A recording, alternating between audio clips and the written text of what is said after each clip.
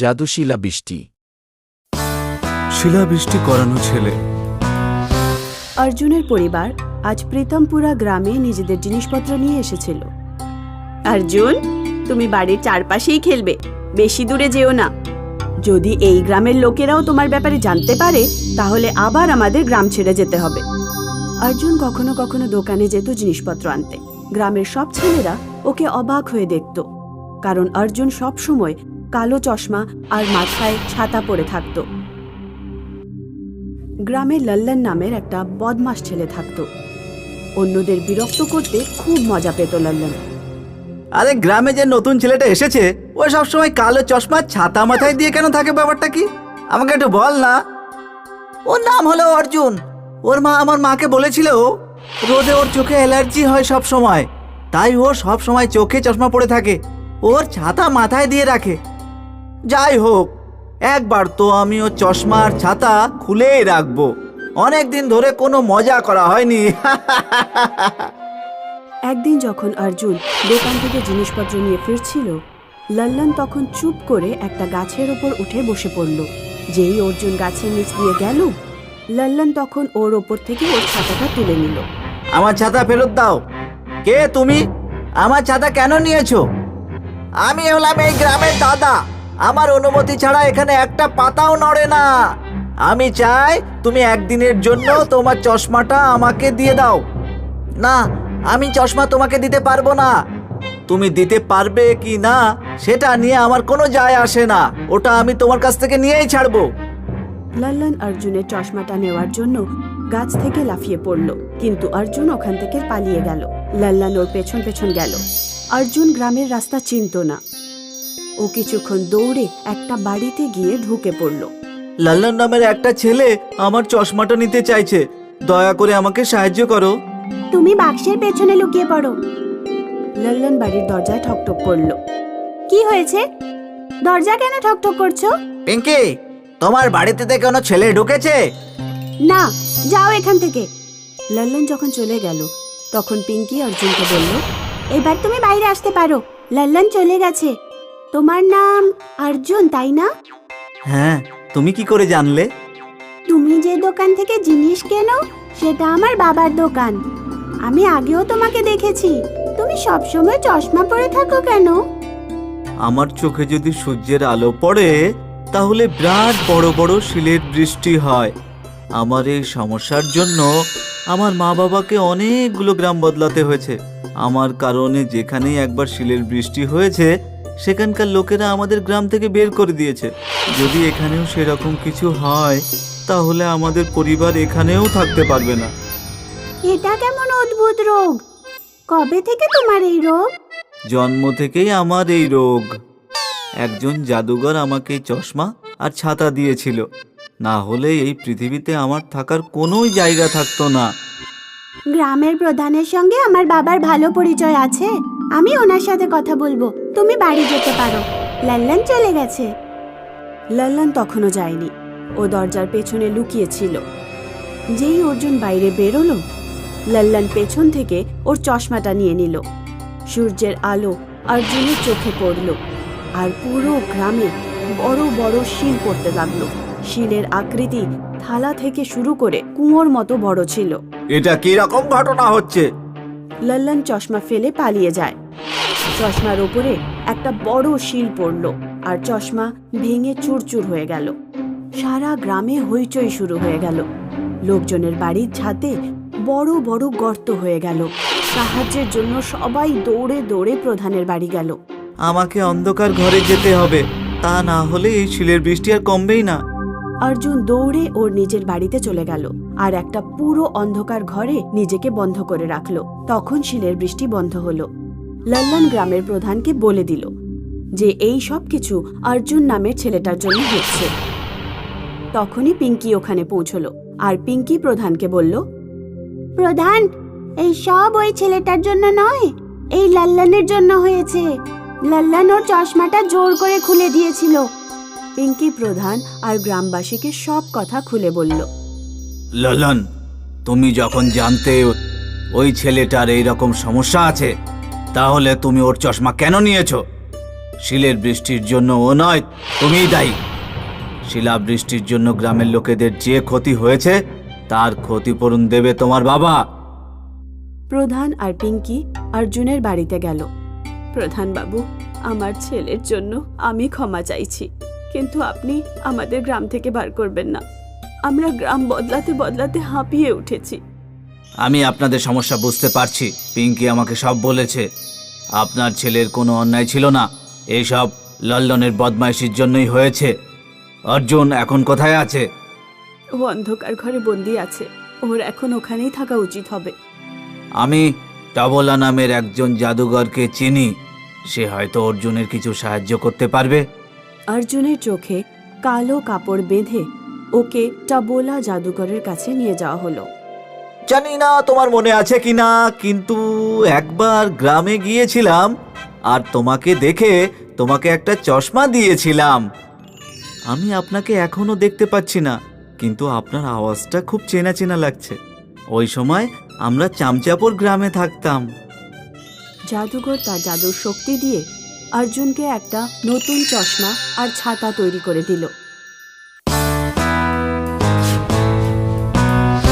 হীরালাল নিজের গ্রামের প্রধান ছিল। ওর দুটো মেয়ে ছিল, করিশ্মা আর নবীনা। বড় মেয়ে করিশ্মা সবসময় নিজের ঘরে বন্ধ থাকত। রবিনা, তোর বড় বোন পেতনি নাকি? ও সবসময় ঘরের ভেতরে বন্ধ থাকে। রবিনাকে যখন গ্রামের মেয়েরা খ্যাপাতো, তখন ও নিজের মা বাবার কাছে গিয়ে বলতো, মা, বাবা, করিশ্মা আমার সাথে কেন খেলা করে না? আপনারা ওকে স্কুলেও পাঠান না। আমাকে রোজ স্কুলে একাই যেতে হয়। ও সব সময় ঘরের ভেতরে কেন বন্ধ থাকে?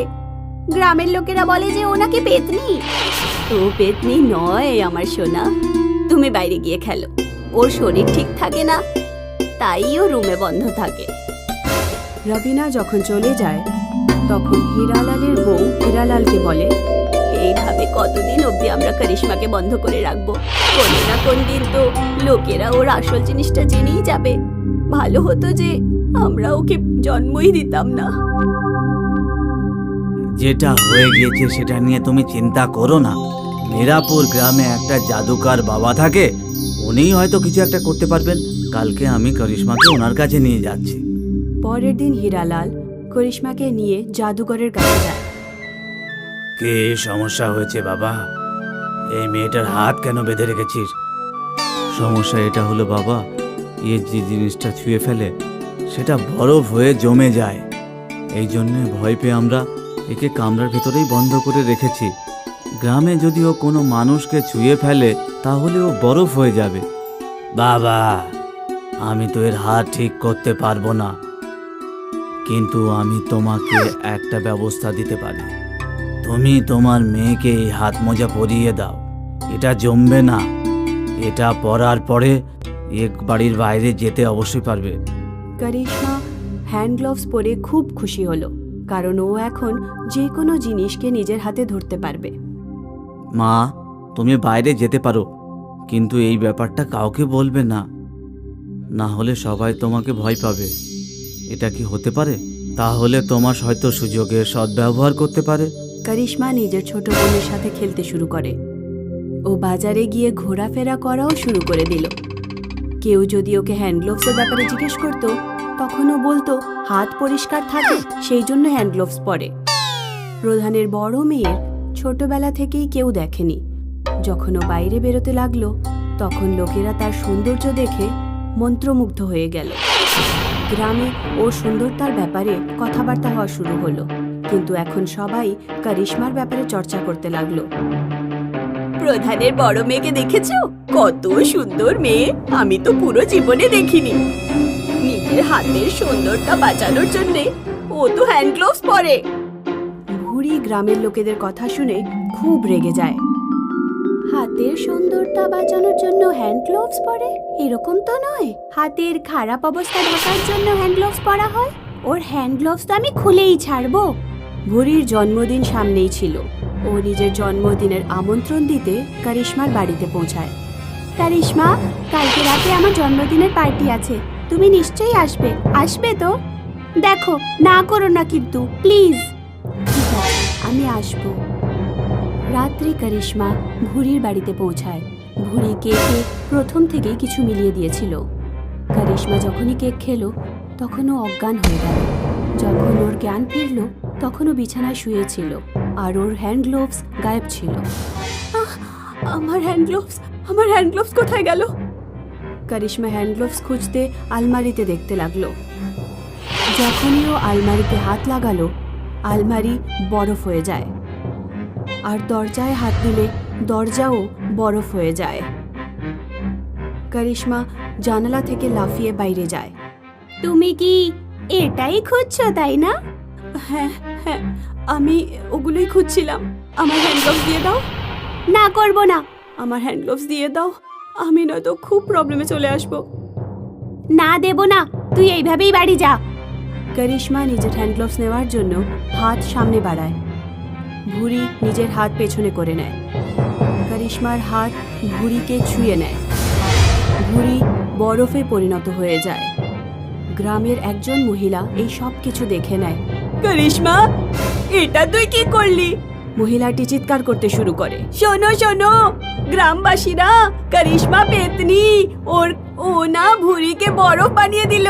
করিশ্মাকে ওখান থেকে পালাতে হলো। দৌড়তে দৌড়তে ও জঙ্গল পার করে নদী কিনারে পৌঁছায়। ওখানে ও একটা ছেলেকে দেখতে পায়। তুমি কি নদীর ওপারে যেতে চাও? তুমি চাইলে আমার নৌকাতে বসতে পারো। ঠিক আছে, আমি তোমার নৌকায় বসে যাব, কিন্তু আমার থেকে দূরে থেকো, কারণ আমার একটা অন্য রকমের রোগ আছে। তুমি কি করো? আমার নাম বাবলু। আমি শহর থেকে বরফ নিয়ে আসি আর গ্রামে বিক্রি করি। তুমি কি নিয়ে আসতে চাও বলো? আমি যে জিনিসেই হাত লাগাই ওগুলো বরফ হয়ে যায়। আচ্ছা, এই ব্যাপার। ঠিক আছে, তোমার এই রোগকে অভিশাপ মনে করা উচিত না একেবারে। ছেলেটা একটা বালতিতে জল ভরে আর করিশ্মাকে জলের মধ্যে আঙুল দিতে বলে। করিশ্মা যখনই জলে হাত লাগায় জল বরফে পরিবর্তিত হয়ে যায়। যদি তুমি চাও তাহলে তুমি আমার সঙ্গে বিয়ে করতে পারো, আর আমরা এই প্রকারে বরফ জমাবে আর আমি বরফ বিক্রি করব। এইভাবে আমার খরচা কম হয়ে যাবে। কিন্তু আমার হ্যান্ড গ্লোভস তো গ্রামেই রয়ে গেছে, আর আমার মা বাবাও আমার চিন্তা করছে হবে। তুমি একেবারেই চিন্তা করো না। তুমি একটা লেটার লিখে দাও, আমি সেটা তোমার মা বাবার কাছে পৌঁছে দিয়ে আসবো, আর তোমার গ্রাম থেকে তোমার হাত মোজাও নিয়ে চলে আসবো। করিশ্মা একটা চিঠিও লিখে দেয় যে ও নদী কিনারে একটা গ্রামে সুরক্ষিত আছে আর বিয়ে করতে চলেছে। বাবলু চিঠিটা নিয়ে গিয়ে তার মা বাবার কাছে দিয়ে দেয়। চলো, ভালোই হয়েছে, মেয়েটা তো ভালো আছে। বাবলু হ্যান্ড গ্লোভস নিয়ে করিশ্মার কাছে ফিরে আসে। করিশ্মা আর বাবলু বিয়ে করে নেয় আর খুশি খুশি নিজেদের জীবনযাপন করা শুরু করে।